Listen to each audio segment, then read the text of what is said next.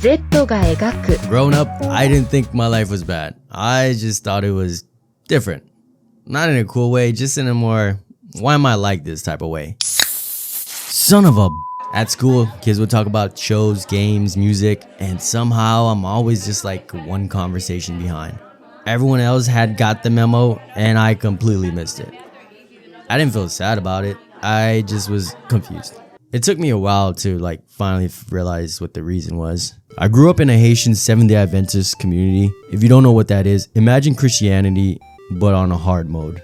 No secular music, no movies, no dancing. Basically nothing fun and a whole lot of guilt. As a kid, that kind of life doesn't make you holy. It makes you feel separate. Hey guys, do you guys want to be friends? Oh my god, is he actually talking to us? Ew. You are. So, what did I do for fun, you ask? Church. Man, this fucking Yep, sucks, man. 4 days a week. Monday, Wednesday, Friday, and Saturday. I was stuck in a stale building, breathing in old people farts, instead of hanging out with friends and being a kid. Zed, I know you are not sleeping in my congregation again. Boy, you better get up. That's when I knew this place wasn't for kids. And then, one Friday night, something happened. I saw a demon. It was a random Friday night service, right? Just one of those nights where barely anyone shows up. Maybe 8 people total. Then out of nowhere, this guy walks into the church and starts screaming at the pastor, cussing him out. I was like, yo, this ain't no way. Everyone was shocked. The dude walked up on stage and the pastor started spitting verses at him.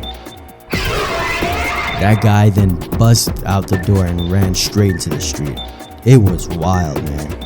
There was a silence and everyone started talking like, what the heck just happened?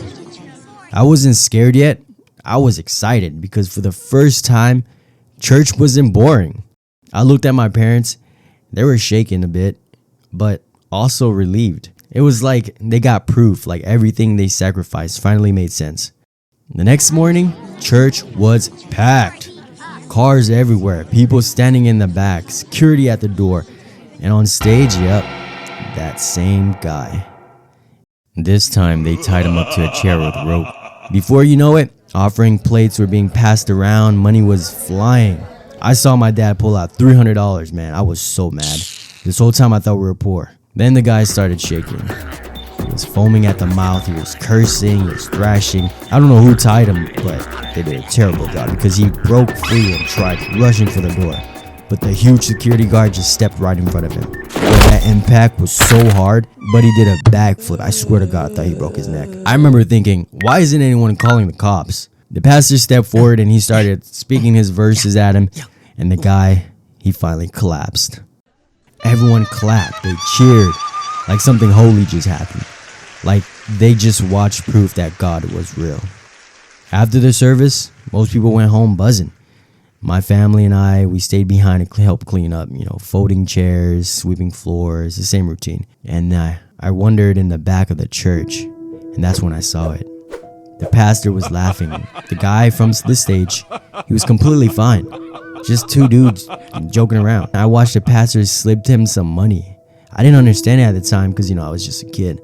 But something in my stomach felt wrong. Years later, someone finally explained it to me.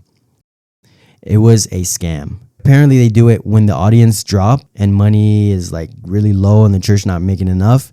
They'll bring in these guys from Haiti and they pretend to be possessed. They put on a show, they scare people straight back into believing. And suddenly the church was full again. But here's the part that messed me up the most. My parents weren't evil, they weren't stupid. They were relieved. Because that night didn't just scare them, it confirmed everything they already believed in. And that's what growing up in it does to you. You don't learn how to question, you learn how to accept, how to stay quiet, how to ignore that feeling in your gut. Not every Seventh-day Adventist church is like this, but this one shaped me. And when you grow up inside something like that, you don't realize how deep it goes until you finally step outside.